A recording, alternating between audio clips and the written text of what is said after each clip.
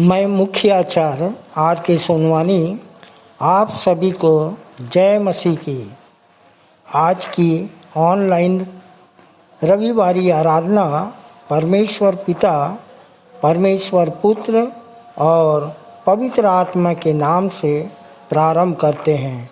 आमीन और आमीन। मुख्य आराधना के प्रारंभ में एक गीत गा लेंगे। स्तुति के गीत से 116 नंबर, भोर के समय बोते दया रूपी बीज को।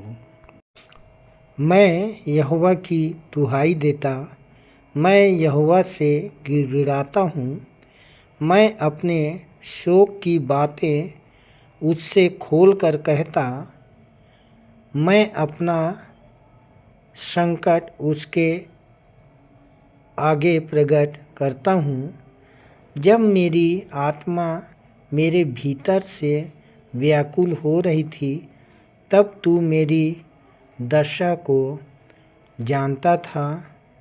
जिस रास्ते से मैं जाने वाला था, उसी में उन्होंने मेरे लिए फंदा लगाया। मैंने दाहिनी ओर देखा, परंतु कोई मुझे नहीं देखता है। मेरे लिए शरण कहीं नहीं रही, ना मुझको कोई पूछता है। हे यहोवा, मैंने तेरी दुहाई दी है। मैंने कहा, तू मेरा शरण स्थान है। मेरे जीते जी तू मेरा भाग है। आइए परमेश्वर की आराधना में जाए।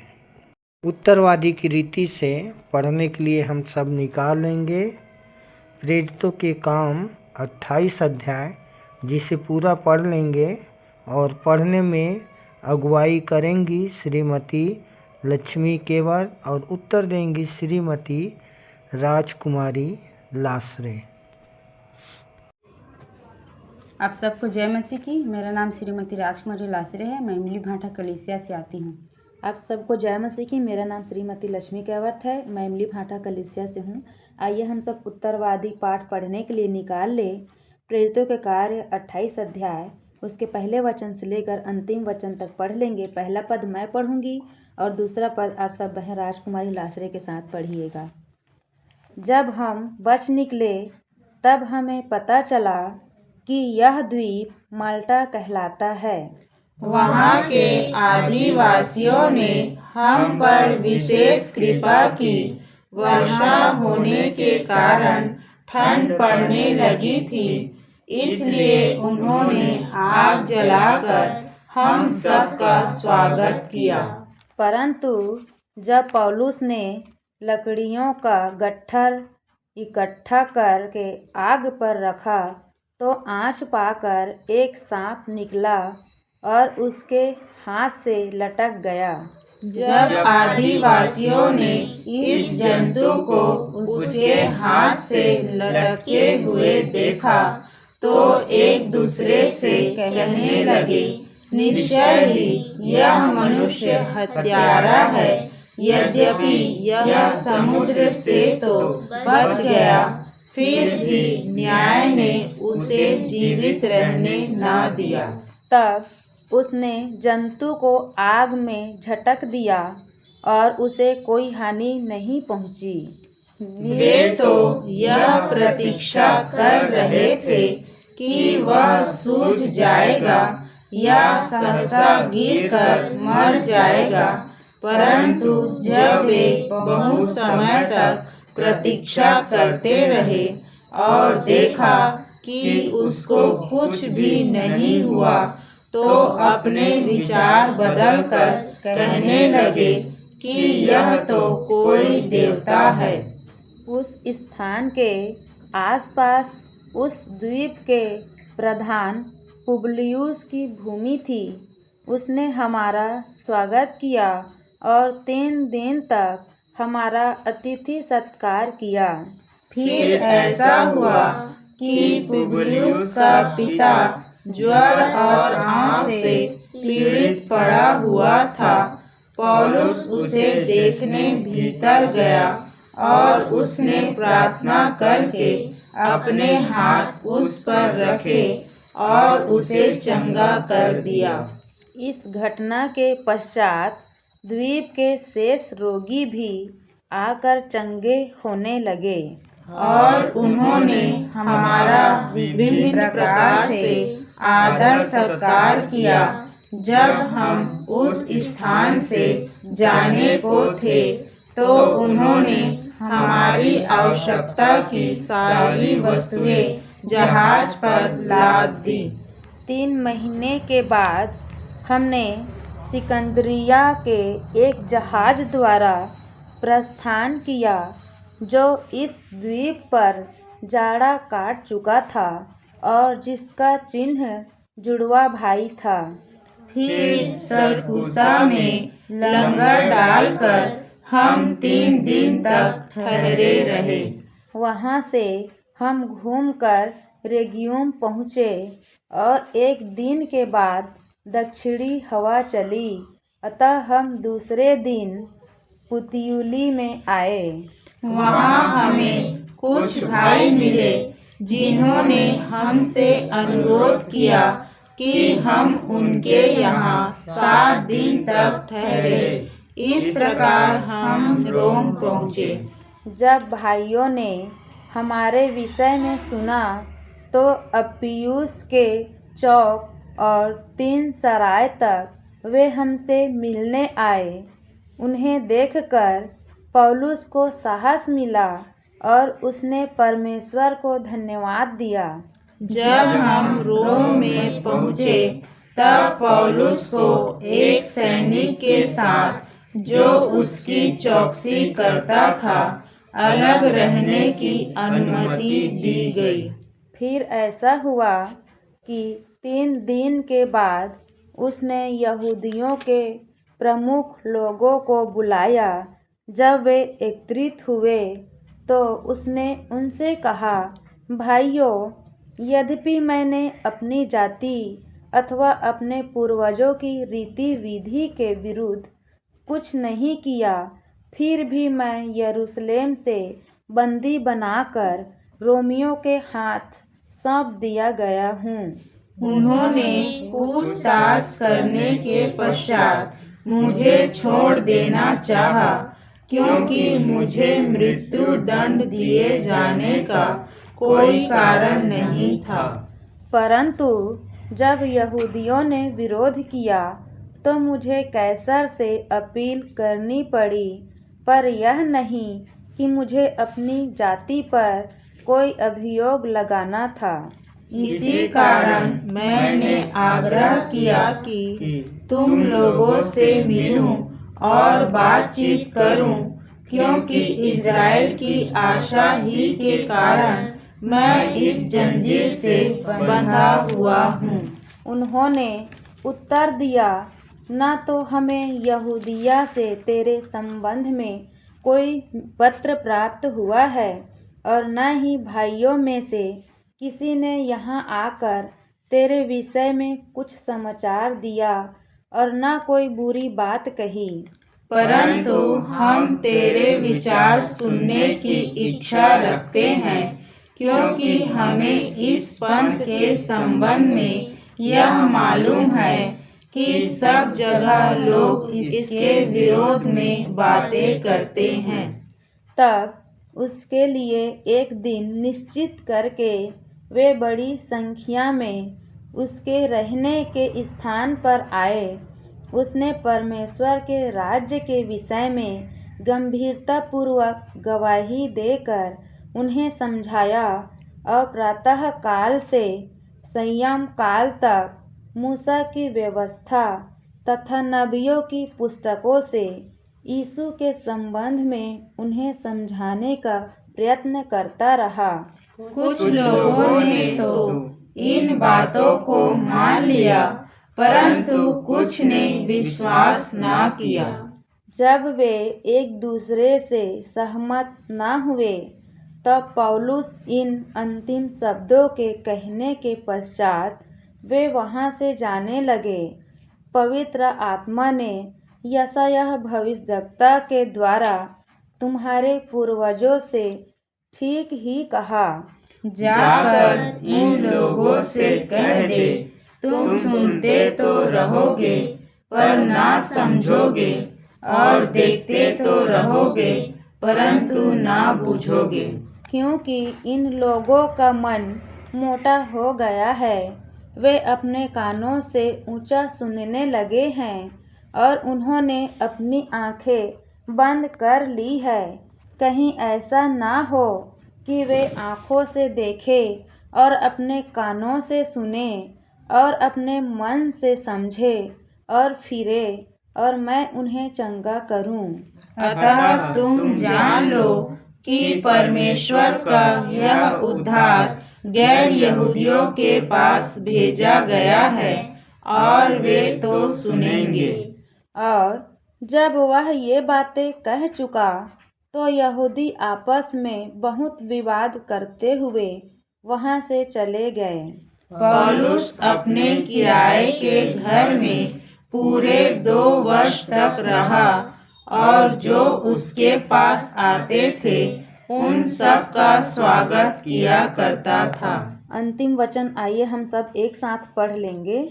और वह बिना किसी रुकावट के निडर होकर परमेश्वर के राज्य का प्रचार करता और प्रभु यीशु मसीह के विषय में शिक्षा दिया करता था। परमेश्वर पिता अपने इस जीवित वचन के पढ़े और सुने जाने पर हम सबको आशीष दे। आमीन। आइए हम विश्वास वचन बोलें। मैं सर्वशक्तिमान पिता पर स्वर्ग और पृथ्वी के सृजनहार परमेश्वर पर विश्वास रखता हूँ। मैं उसके इकलौते पुत्र हमारे प्रभु यीशु मसीह पर जो पवित्र आत्मा के सामर्थ के द्वारा कुमारी मरियम से जन्मा, जिसने पोंतियुस पिलातुस के राज्य में दुख उठाया, जो क्रूस पर टांगा गया और मारा गया, जो गाड़ा गया और अदृश्य लोक में पहुंचा और तीसरे दिन मृतकों में से फिर जी उठा, जो स्वर्ग पर चला गया और सर्वशक्तिमान पिता परमेश्वर के दाहिने हाथ विराजमान है और जीवितों और मृतकों का न्याय करने फिर आने वाला है। विश्वास रखता हूँ मैं पवित्र आत्मा पर, पवित्र सारी कलीसिया पर, संतों की संगति पर, देह के पुनरुत्थान पर, पापों की क्षमा पर और अनंत जीवन पर विश्वास रखता हूँ। आमीन। आप सभी को जय मसीह की। मेरा नाम सहायक सहचार्य वीरेंद्र साहू है और मैं गनियारी कलीसिया से आता हूँ। विश्वासी मंदिर आते हुए 7 से 8 वर्ष हो गए। अनेक कारण मेरी पत्नी को शैतानी शक्ति लगी हुई थी और विश्वासी मंदिर के अगुओं के द्वारा मेरी पत्नी के लिए प्रार्थना किया गया। तब से मेरी पत्नी चंगी भली हुई और जैसे हम बचे हैं वैसे ही दूसरों को बचाने का काम करते हैं। और मैं सर्वप्रथम परमेश्वर को धन्यवाद देता हूँ और अपने अगुओं को भी धन्यवाद देता हूँ कि मुझे प्रारंभिक प्रार्थना करने का अवसर दिया गया है। इसलिए अपने संचालक मंडल को भी धन्यवाद करता हूँ। आइए प्रार्थना करें। महान सामर्थी अनुग्रहकारी प्रेमी पिता परमेश्वर, बड़े ही धन्यवाद के साथ एक बार फिर आपके प्रिय पुत्र हमारे उद्धारकर्ता प्रभु यीशु मसीह के नाम से आपके चरणों में आते हैं। पिता, आपने हम सब विश्वासी भाई बहन को स्वस्थ चंगा भला जीवित रखा, जीतों के बीच में रखा, क्योंकि तू हमारा जीवित परमेश्वर है। प्रभु जी, इसके लिए धन्यवाद करते हैं परमेश्वर पिता। धन्यवाद देते हैं आज की इस पवित्र दिन के लिए, पवित्र वार के लिए प्रभु, विश्राम दिन के लिए जिसे आपने हमारे जीवन में जोड़ा। प्रार्थना निवेदन है पिता, अपने सब विश्वासी भाई बहन के साथ आपकी स्तुति आराधना करने के लिए आपके पवित्र भवन में हम सब आने पाते हैं और आपके नाम की महिमा और आपके नाम को ऊंचा उठाने पाते हैं। परमेश्वर पिता, हम इस स्थान के लिए भी धन्यवाद देते हैं जहाँ पर हम आपके नाम की महिमा करने पाते हैं। प्रभु परमेश्वर पिता, हम प्रार्थना करते हैं इस स्थान के लिए, विश्वासी मंदिर इस स्थान के लिए प्रभु जी, जो आपने हमें दिया है। परमेश्वर पिता, उस जगह से निरंतर आपके आत्मा बचाने का कार्य किया जाता है प्रभु जी। तो होने देना पिता परमेश्वर पिता, वैसे ही होता रहे प्रभु। और जो प्रशासन उसमें रुकावटें डाल रही है प्रभु जी, न डालने पाए, परंतु पिता परमेश्वर आपकी इच्छा को चाहते हैं, क्योंकि हम विश्वास करते हैं पिता कि हम सब विश्वासियों के लिए सब बातें मिलकर भलाई उत्पन्न करती है। प्रार्थना करते हैं पिता परमेश्वर, आज आराधना में गीतों का गाया जाना, भेंटों का चढ़ाया जाना, ब्यारी में शामिल होना, गवाहियों का दिया जाना और वचनों का सुना जाना, सब कुछ आपको ग्रहण योग्य हो सके। और इस आराधना के अल्फा ओमेगा आप ही होइएगा परमेश्वर पिता। हृदय से धन्यवाद करते हैं। प्रार्थना करते हैं संडे स्कूल के बच्चों को, जो भविष्य आपके वचन से शिक्षा दिया जाता है, तो होने देना पिता परमेश्वर, उनके हृदय में बसने वाले हो सके और वे विश्वासी मंदिर के एक विश्वासी स्तंभ बन सके परमेश्वर पिता। हम प्रार्थना करते हैं जितने टीचर पढ़ाते हैं उन्हें भी ज्ञान बुद्धि समझ दे, उन्हें भी आशीष दे पिता, क्योंकि वो दोगुने आदर की योग्य है परमेश्वर पिता। प्रार्थना करते हैं अपने संचालक जी के लिए, हम धन्यवाद देते हैं पिता कि आपने उन्हें चुना, उनके द्वारा बहुत सी आत्मा बचाई जा सके, उन्हें और दर्शन प्रकाशन दे प्रभु।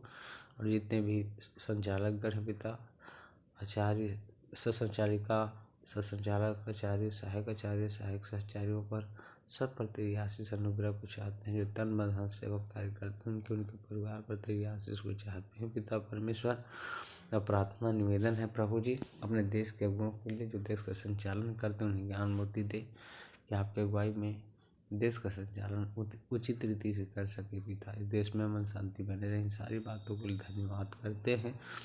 आज जो भी वचन का प्रचार किया जाएगा पिता, वो हमारे आत्मिक उन्नति के लिए हो और उसी के अनुसार हम चलने वाले हो सके। इन सारी बातों के लिए धन्यवाद करते हुए इस छोटी सी प्रार्थना प्रभु यीशु मसीह के नाम से मांगते हैं पिता परमेश्वर। हमारी प्रार्थना को सुना विश्वास के साथ छोटी सी प्रार्थना प्रभु यीशु मसीह के नाम से मांगते हैं, आमीन। आप सबको जय मसीह की। मेरा नाम सरस्वती गढ़ेवाल है, मैं खमतराई से आती हूँ। मुझे यहाँ आते 10 वर्ष लगभग हो चुके हैं। इस विश्वासी मंदिर में मैं अपने पापा को लेकर आई थी। मेरा पापा बहुत बीमार था।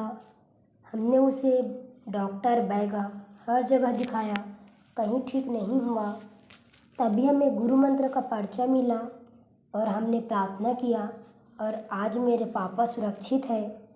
तब से मैं और मेरा पूरा परिवार परमेश्वर में बने हुए हैं। मैं सर्वप्रथम परमेश्वर पिता का धन्यवाद करती हूँ कि मुझे संदेश देने का अवसर दिया। धन्यवाद देती हूँ अपने अगुवों का।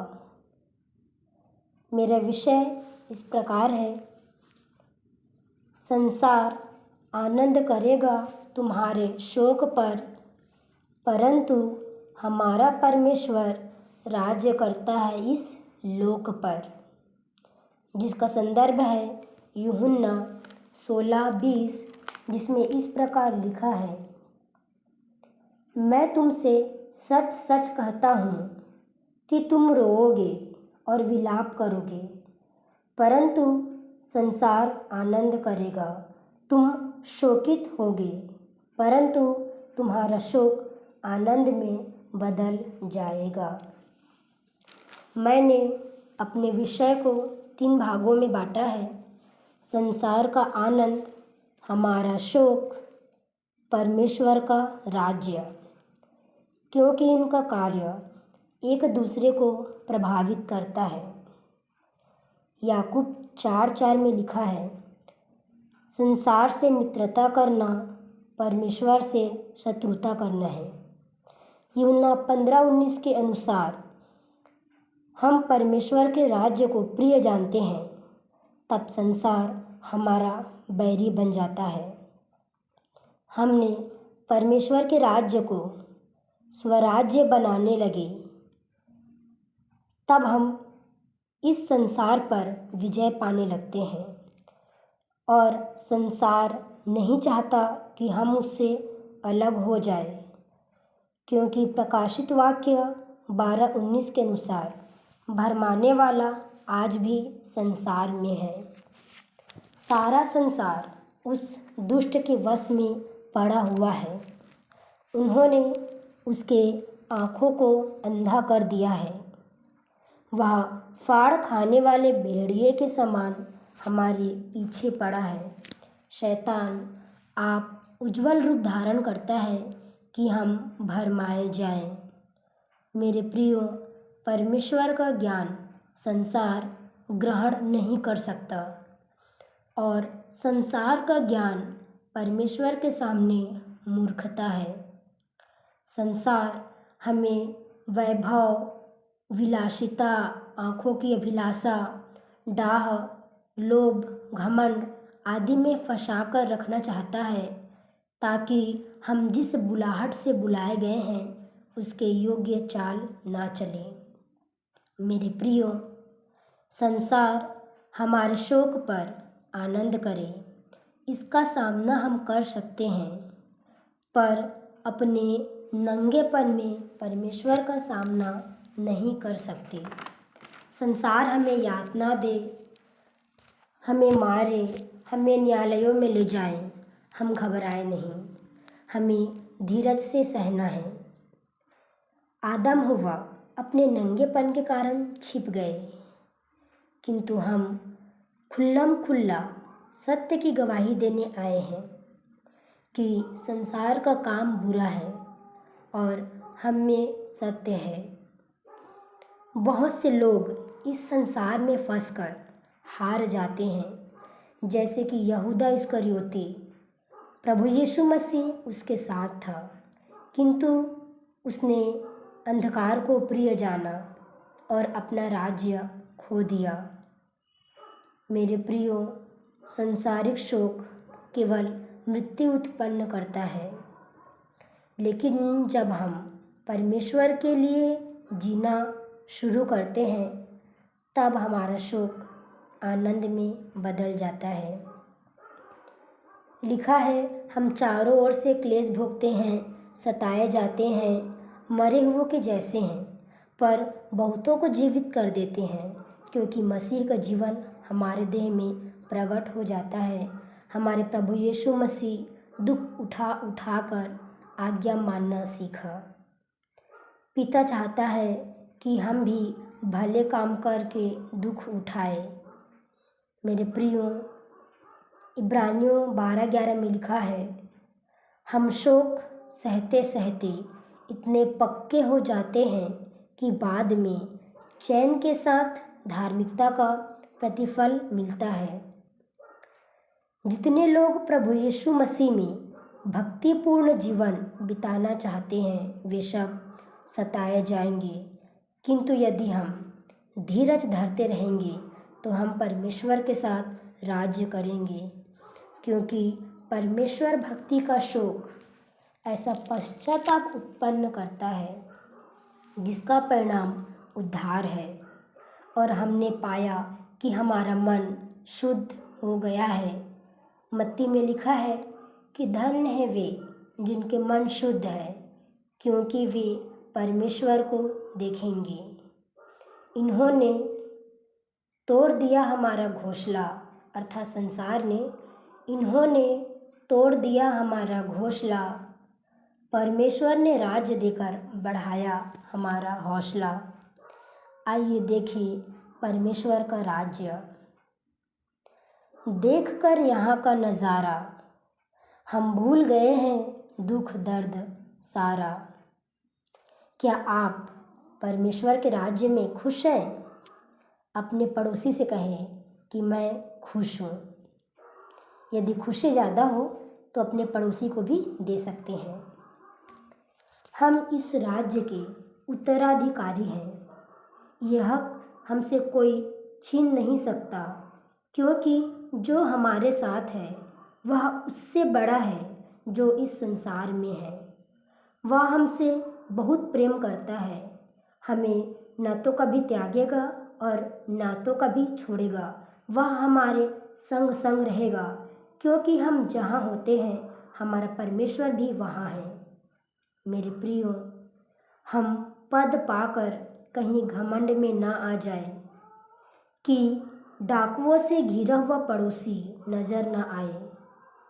हम जिस उद्देश्य के लिए बुलाए गए हैं उसे पवित्र आत्मा की अगुवाई में पूरा करें, क्योंकि इस लोक का परमेश्वर अब भी काम कर रहा है। खोए हुओं को राज्य दिलाने उस दुष्ट से लड़ रहा है। हम भी अपने आप को जीवित, पवित्र और भावता हुआ बलिदान करें, ताकि हम प्रभु यीशु मसीह में सिद्ध किए जा सके। आप सबको जय मसीह की।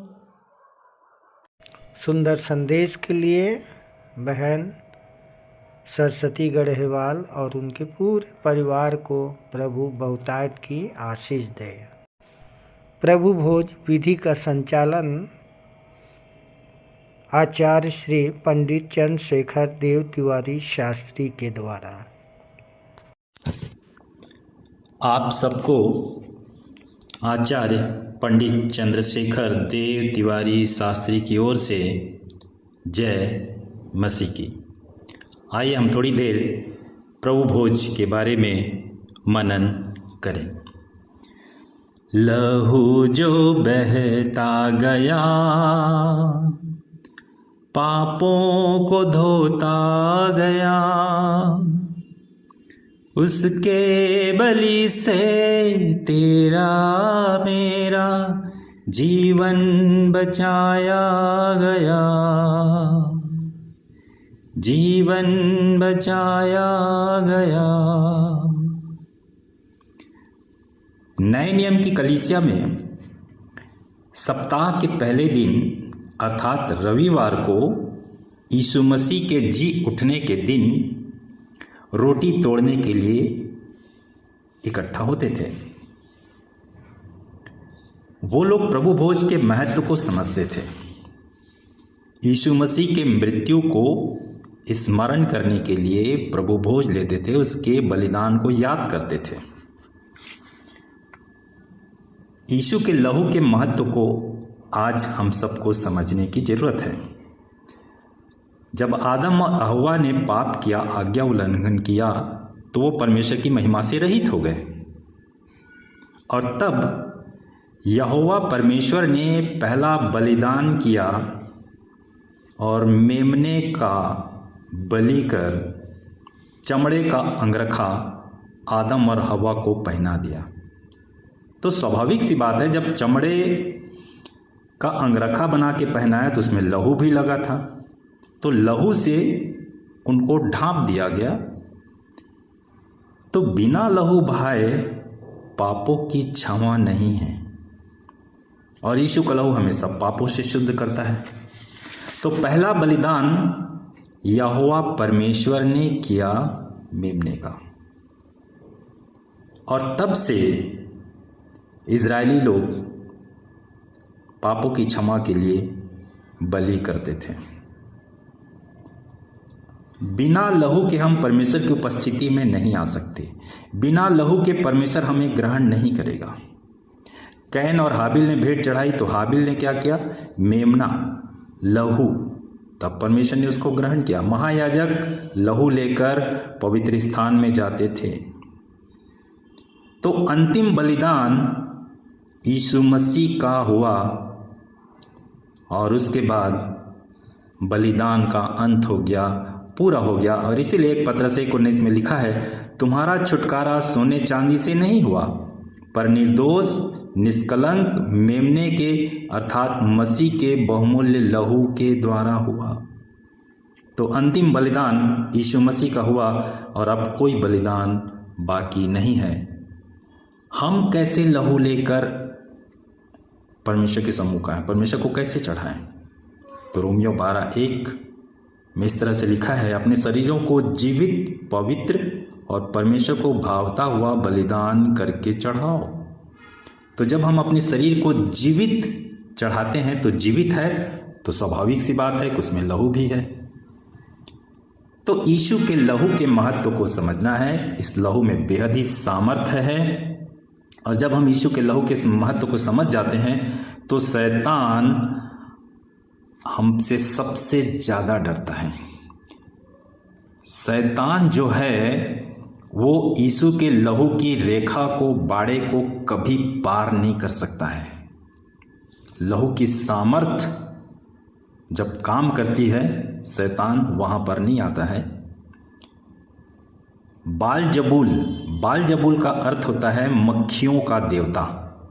जब यीशु मसीह ने क्रूस पर प्राण दिया, लहू बहाया, तो वहाँ पर एक भी मक्खी नहीं थी। मतलब यीशु के लहू से शैतान सबसे ज़्यादा डरता है, और उसी लहू के द्वारा हमारा छुटकारा है। तो जब हम प्रभु भोज को लेते हैं तो हम इस बात को स्मरण करते हैं कि यीशु मसीह ने अपनी देह को हमारे लिए दे दिया, अपने लहू को बहा दिया, और उसी लहू से हमारा छुटकारा है, पापों की क्षमा है, अनंत जीवन है, उद्धार है, चंगाई है। सब कुछ यीशु के लहू के द्वारा होता है, और उसी लहू के द्वारा हम परमेश्वर के पास हमारी पहुंच होती है। हम परमेश्वर के सम्मुख में आते हैं, पहुंचते हैं। तो प्रभु यीशु मसीह के लहू के महत्व को समझना है, और जब हम प्रभु भोज लेते हैं तो इस बात को हम स्मरण करें कि यीशु मसीह ने हमारे कारण अपनी देह को दे दिया, अपने लहू को बहा दिया। तो इस छोटे से मनन के लिए हम परमेश्वर को धन्यवाद देते हैं, और इस मनन चिंतन के द्वारा परमेश्वर हम सबको बहुतायत की आशीष दे। जय मसीह की।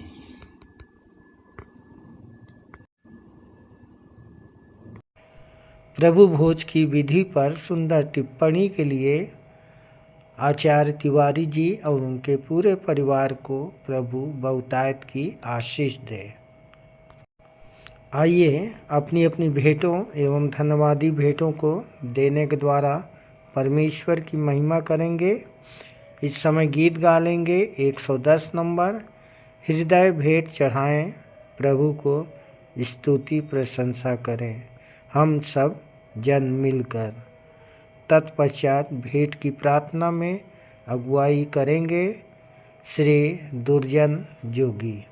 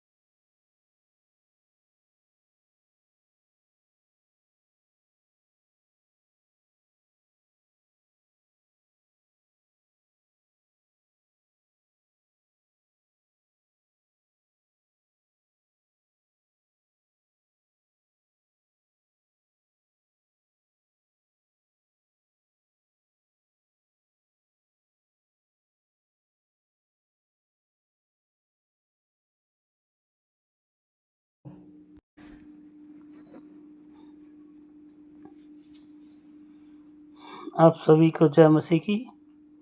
मेरा नाम दुर्जन जोगी है। मंदिर आते 8 वर्ष हो गया।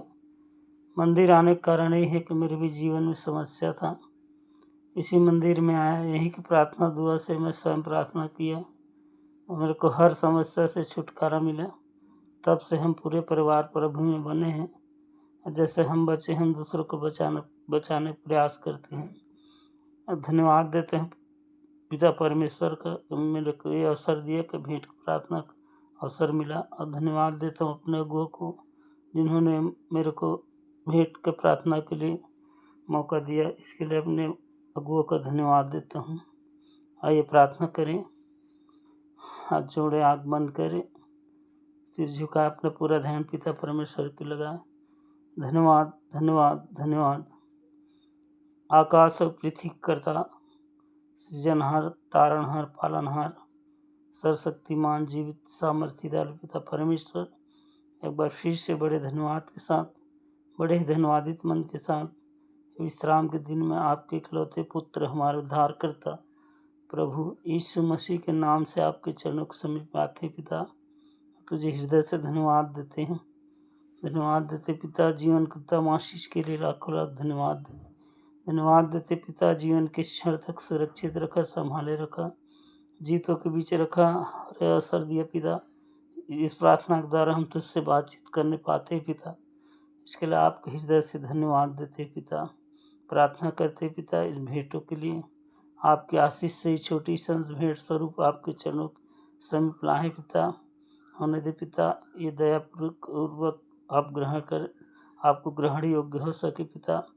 प्रार्थना करते पिता परमेश्वर, जिन जिन छोटे बड़े हाथों ने दिए, जिन्होंने नहीं दिए, हर एक पर आपकी बहुतायत का आशीष चाहते पिता। प्रार्थना करते पिता परमेश्वर, जिन्होंने अपना धन्यवादी मन प्रकट किए हैं पिता परमेश्वर, उनके भी जीवन में, घर परिवार में बहुतायत का आशीष दीजिएगा पिता परमेश्वर।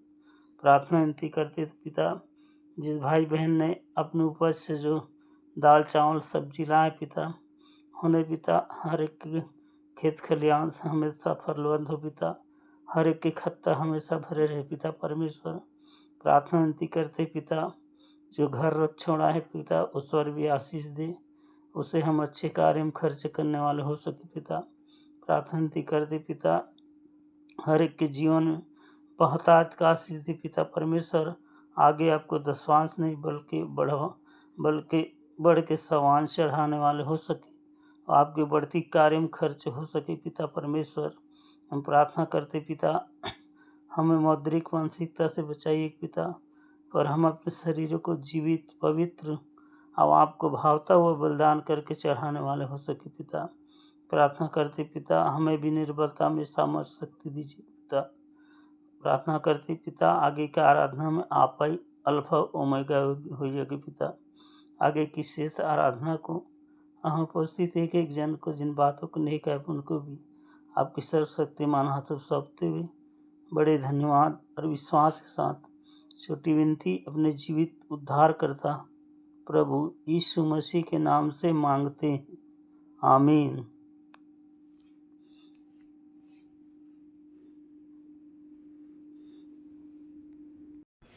आइए अंत में सुन लेते हैं अपने मंदिर के संचालक जी द्वारा पिछले सप्ताह के संदेशों की समीक्षा एवं उत्तरवादी पाठ पर संक्षिप्त टिप्पणी तथा आज के व्यवहारिक जीवन में इसका उपयोग।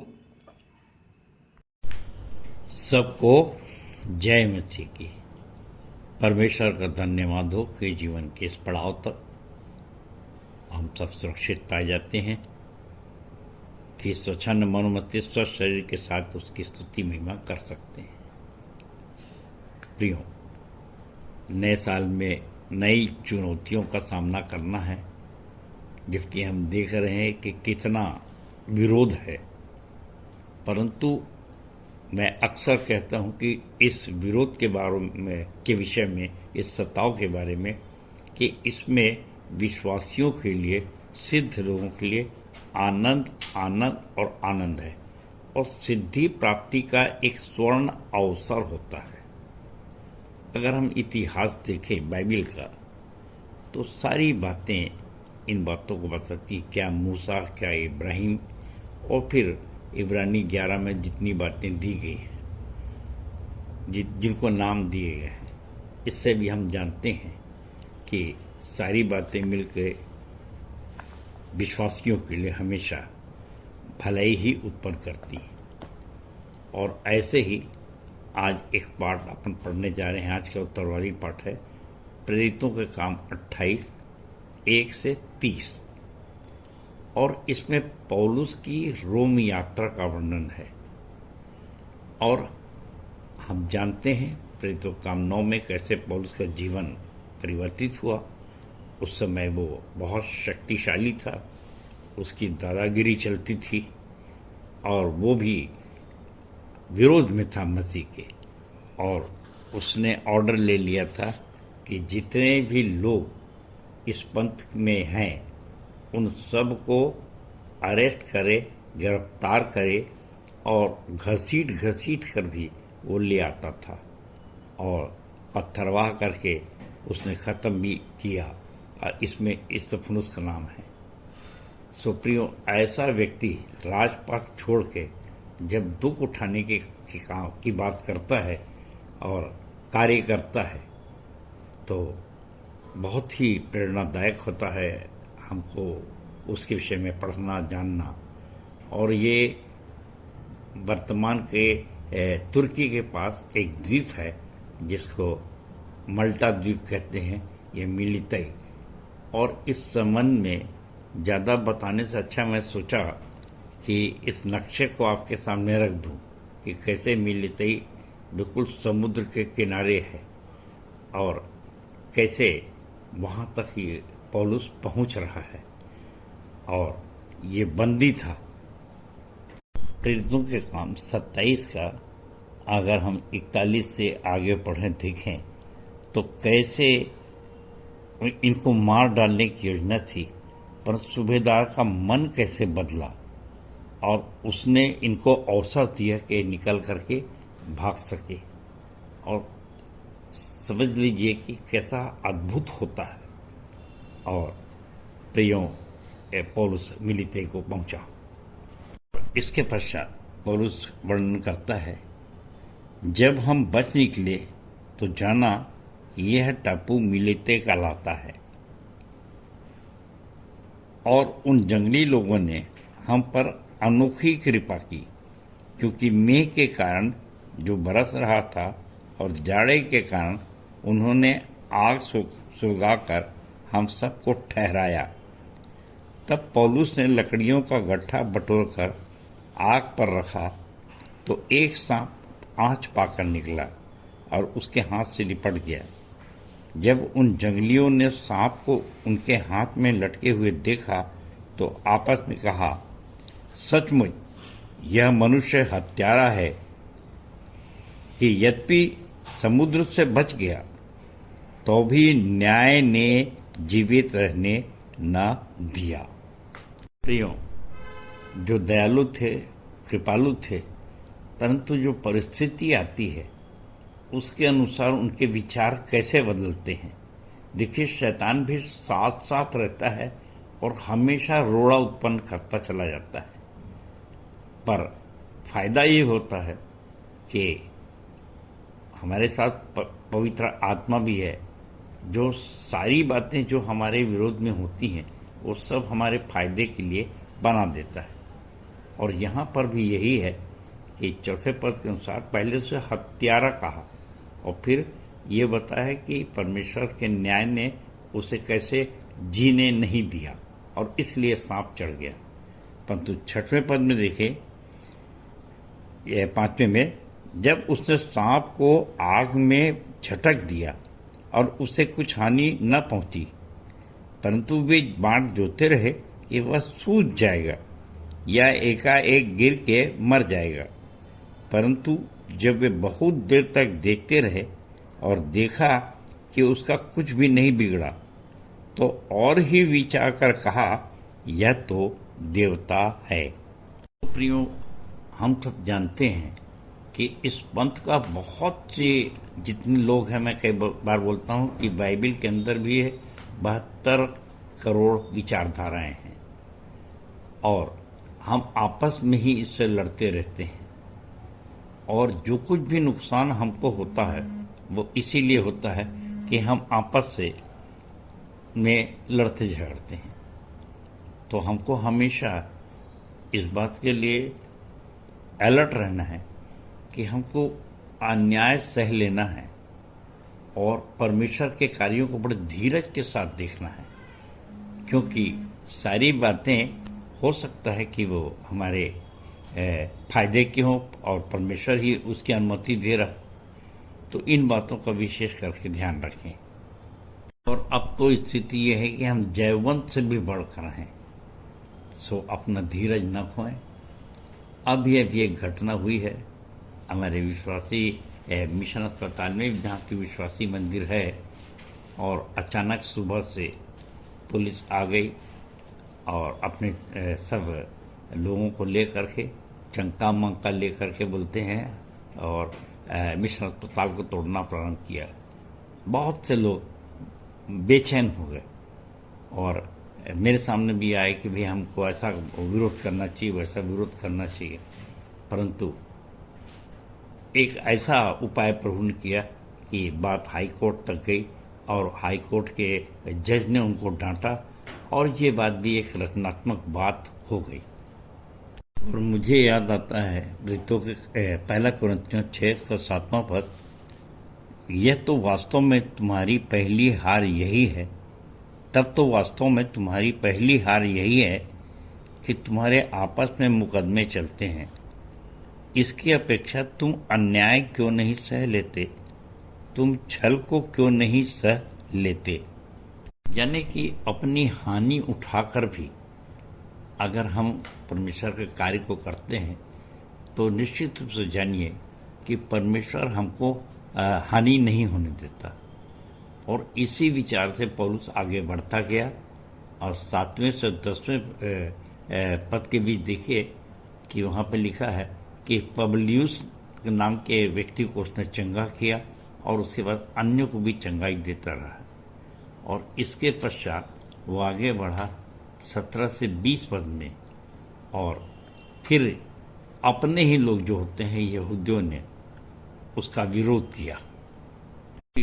इसके 19वें पद को मैं आपके सामने पढ़ना चाहूँगा, क्योंकि आज के समय के लिए बहुत ही ये महत्वपूर्ण है और उस पर ध्यान देंगे कि यहाँ पर लिखाया है, परंतु जब यहूदी इसके विरोध में बोलने लगे तो मुझे कैसर की दुहाई देनी पड़ी, न यह कि मुझे अपने लोगों पर कोई दोष लगाना था। तो प्रियो, यहाँ पर मैं देखा कि अपने ही लोग जब विरोध कर रहे हैं तो दोष लगाओ कि ये बुरे हैं, ये स्वार्थी हैं इत्यादि नहीं, बल्कि वो सीधे सुप्रीम कोर्ट चला गया, कैसर के पास चला गया। एक सुप्रीम अथॉरिटी है, अधिकार है जिसको न्याय का। पश्चात 20वां पद देखिए, इसलिए मैंने तुमको बुलाया है कि तुमसे मिलूं और बातचीत करूं, क्योंकि इज़राइल की आशा के लिए मैं इस जंजीर से जकड़ा हुआ हूँ। प्रियो, ये शब्द जब दो आता है यहूदी और इज़राइल, तो देखिए वहाँ पर मैं कहता हूँ कि यहूदी यीशु मसीह की कौम थी और उन्होंने ही दोष लगा के यीशु मसीह को सूली की सजा दी, मृत्यु दंड दिया। और इसी प्रकार से इजरायली शब्द आता है तो इजराइल की आशा, और इसका मैं हमेशा उपयोग करता है ईसाइयों से आशा कि पता नहीं कब कौन देर सवेर हमारा बैरी भी और वो यीशु मसीह पर विश्वास करे। और ये उस समय का शब्द है इजरायली, परंतु आज के संबंध में है कि जो यीशु को मानते हैं उनको ईसाई कहते हैं। और ये पौलुस को आशा है थी और उसी का परिणाम है कि आज हम विश्वासी हैं। ये इजराइल की आशा हम पूरी कर रहे हैं। यहाँ हमने पाया कि जब हमारे ही लोग हम पर दोष लगाते हैं, क्योंकि एक 4 लाइन तो मैं अक्सर बोलता हूँ कि आपस के लड़ाई झगड़े हमारी सबसे पहली हार है। प्रेम में होता सदा उजाला, होता नहीं अंधकार है। तो आपस के प्रेम ही से अनंत जीवन मिलेगा मेरे और आपको, क्योंकि प्रेम ढांप देता है अनेकों पाप को। अरे पौलुस ने विपरीत परिस्थिति में भी प्रेम किया, हमको भी प्रेम करना है। पहला पत्र 4:8 पर ये आधारित है। देखिए, यहूदियों से इसकी बहस होती है और लोग पौलुस का विचार जानना चाहते हैं, और ऐसा लिखाया है 22वें पद में, परंतु तेरा विचार क्या है वही हम तुझसे सुनना चाहते हैं, क्योंकि हम जानते हैं कि हर जगह इस मत के विरोध में लोग बातें कहते हैं। प्रियो, इस 23वें से 27वें पद में एक है पौलुस ने मूसा की पुस्तक से और नबियों की पुस्तक से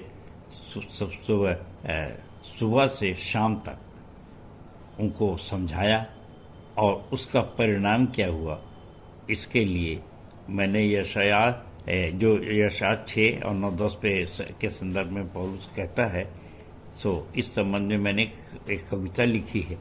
सुनते तो रहोगे लेकिन न समझोगे, देखते तो रहोगे परंतु न बूझोगे।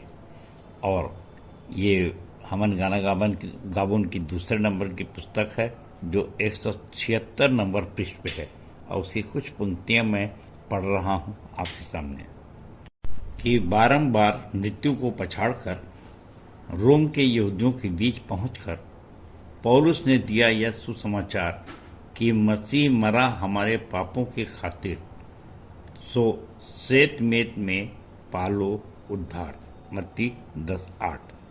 अब इसके नीचे के पद हैं, यीशु के उद्धार की यह कहानी मूसा की व्यवस्था और भविष्यवक्ताओं की जुबानी भोर से सांझ तक समझाने पर भी सबके पल्ले नहीं पड़ पाई। कोई ऊँटता बैठा रहा और कोई लेता रहा जम्भाई। अब ये घटना है प्रेरितों के काम 20:9 में आप पढ़ लीजिए कि एक व्यक्ति कैसे जम्भाई लेते हुए मर गया और फिर पौलुस ने उसको कैसे जिंदा किया। क्यों इस कविता के रूप में मैंने इसको लिखा है, क्योंकि जिनका मन मोटा हो जाता है और जिनके कान हो जाते हैं भारी, वो बाइबिल की बातें सुनते ही उनको हो जाती है एलर्जी जैसी बीमारी। और यहाँ पर मैं लिखा हूँ कि बाइबिल के प्रकाशन और दर्शनों के बारे में सुनते ही उनको हो जाती है बीमारी। वो बिल्कुल नई बात, नई दर्शन नहीं सुनना चाहते। आँख के अंधे और कान के बहरों की इस नगरी में पौलुस भी हो गया निराश, कहकर अंतिम बात वह चल पड़ा अंततः अन्य जातियों के पास कि यही सुनेंगे, यही बुझेंगे और यही करेंगे आत्मसात, और यही जय पाकर सिंहासन पर बैठेंगे मेरे प्रभु यीशु मसीह के साथ और साथ। जैसा मैंने बताया कि यशायाह 6:9-10 पे आधारित है, और इसी प्रकार से यूहन्ना 12:40 में भी ये स्थिति यीशु मसीह के पास आई, और यीशु मसीह ने भी यशायाह 53:1 का संदर्भ देते हुए ये बातें कही। यूहन्ना 12:40, उसने उनकी आंखें अंधी कर दी है और उसने उनका हृदय कठोर कर दिया है, कहीं ऐसा न हो कि वे आंखों से देखें और हृदय से समझें और मन फिराएं और मैं उन्हें चंगा करूं। प्रियो, मेरे और आपके लिए शिक्षा है कि जो हमें ग्रहण नहीं करता, जो हमारी बातों को नहीं सुनना चाहता, यीशु मसीह ने भी कहा उसके घर भी गए हो तो धूल झाड़ करके निकल जाओ। यानी हमको ज़बरदस्ती किसी को थोपना नहीं है, और अगर हमने दे दिया है सुसमाचार तो उसके लिए प्रार्थना करिए। थोड़ा समय लगता है धीरज के साथ, और इस प्रकार से हमको प्रचार की दुनिया में आगे बढ़ना है। और देखिए 30वां पद है कि बिना रुकावट निडर प्रचार करता रहा पौलुस, और ऐसा ही प्रचार मेरे और आपको भी करना है। परमेश्वर अपने वचन के कहे जाने पर आशीष दे। सबको जय मसीह की, जय मसीह की और जय मसीह की। धन्यवाद। हम अपनी आराधना के अंतिम भाग में हैं। अंतिम गीत गाएंगे हमन गाना गाबो से 98 नंबर, सबसे प्यारा सबसे मीठा तेरा नाम यीशु। अंतिम प्रार्थना आचार्य कुमारी बबीता सिंह के द्वारा। प्रभु की प्रार्थना और सह संचालिका डॉक्टर अल्पना राम जी की आशीष से सभा का समापन करेंगे। धन्यवाद। उत्तरवादी पाठ पर सुंदर सारगर्भित एवं व्यवहारिक टिप्पणी के लिए अपने संचालक जी का बहुत बहुत धन्यवाद करते हैं। तालियां।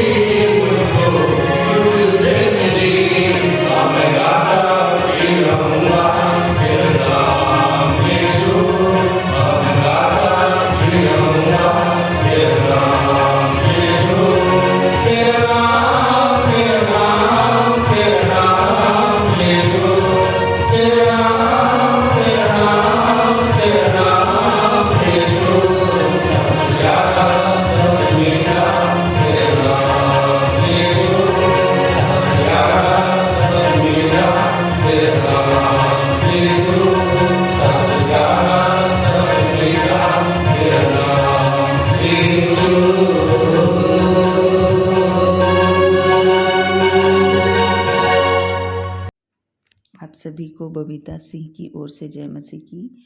आइए हम प्रार्थना में जाएं। हाथ जोड़ें, आंखें बंद करें, ध्यान परमेश्वर की ओर लगाएं। हमारे जीवित सामर्थी अनुग्रहकारी प्रेमी पिता परमेश्वर, बड़े धन्यवाद के साथ हम आपके चरणों में आते हैं प्रभु जी। धन्यवादित हैं आज के दिन के लिए प्रभु जी कि आपने आज की आराधना में हमारी सहायता किया। आप हमारे अल्फ़ा ओमेगा रहे प्रभु जी। और धन्यवाद करते हैं प्रेमी पिता परमेश्वर की आज की आराधना में जब हमने स्तुति गान किया, संदेश सुना और प्रेमी पिता परमेश्वर प्रभु भोज का लिया जाना, भेंटों का चढ़ाया जाना, नए लोगों का परिचय, सब कुछ प्रभु जी आपको सुखदायक सुगंध के रूप में ग्रहण योग्य हो और आप प्रसन्न होकर हम सबको आशीषित करिएगा प्रभु जी। जितने भी हमारे नए भाई बहन जो इस आराधना में शामिल हुए प्रभु जी, हर एक को आप आशीषित करिएगा, उनकी समस्याओं को दूर करिएगा प्रभु जी, चाहे वो बीमार हो या शैतानी शक्तियों से ग्रसित हो या किसी भी प्रकार से मानसिक, आर्थिक, सामाजिक रूप से कोई समस्या हो प्रभु जी, वो सब प्रभु यीशु मसीह में होकर हल हो सके। प्रेमी पिता परमेश्वर, हम प्रार्थना करते हैं कि जैसा आज हमने संदेश में सुना प्रभु जी, होने दीजिए कि हम भी उन लोगों के समान न बने जिनका मन मोटा हो गया हो या जो ऊंचा सुनते हों।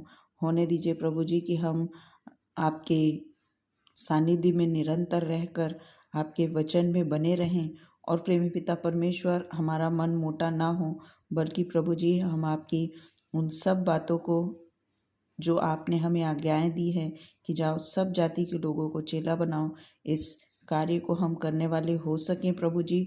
और जब आपने हमें आशीषें दिया है, उन आशीषों के कारण प्रभु जी हम निरंतर आपके गवाही देने वाले हो सकें प्रभु जी। हम प्रार्थना करते हैं कि आप पूरे सप्ताह भर हमें संभाले रखिएगा। आने वाले सप्ताह में फिर से हम इकट्ठे होकर आपकी आराधना स्तुति करने वाले हो सके। इसलिए प्रभु जी जब हम सब यहाँ से अपने घरों की ओर जाते हैं, हम सब सुरक्षित अपने गंतव्य में पहुंचकर भी आपके नाम की महिमा कर सकें प्रभु जी। बड़े धन्यवाद के साथ अपने जीवन का समर्पण आपके हाथों में करते हुए विनती प्रभु यीशु मसीह के धन्य और मीठे नाम में होकर मांगते हैं, आमीन। हे हमारे पिता, तू जो स्वर्ग में है, तेरा नाम पवित्र माना जाए, तेरा राज्य आए, तेरी इच्छा जैसे स्वर्ग में पूरी होती है वैसे ही इस पृथ्वी पर भी पूरी हो।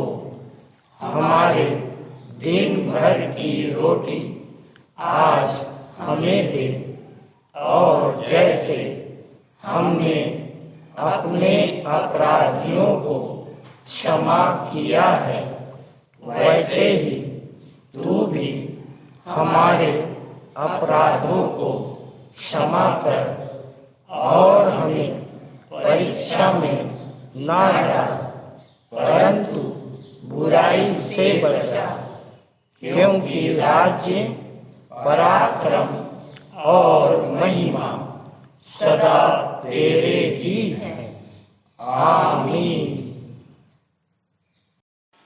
और अब शांतिदाता परमेश्वर, जिसने भेड़ों के महान रखवाले हमारे प्रभु यीशु मसीह को सनातन वाचा के लोहू द्वारा मृतकों में से जीवित कर दिया, तुम्हें सब भले गुणों से परिपूर्ण करे, जिससे तुम उसकी इच्छा पूरी करो और जो कुछ उसकी दृष्टि में प्रिय है वह यीशु मसीह के द्वारा हमारे अंदर पूरा करे। उसी की महिमा युगान युग होती रहे, आमीन।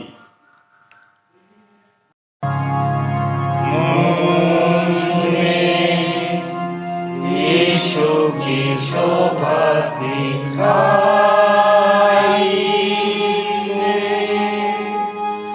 उसका अद्भुत प्यारा संगीत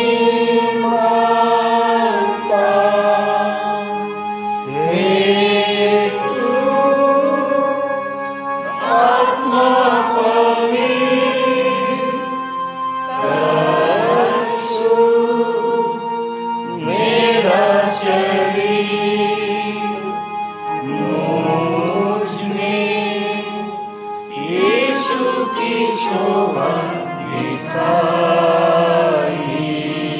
दे।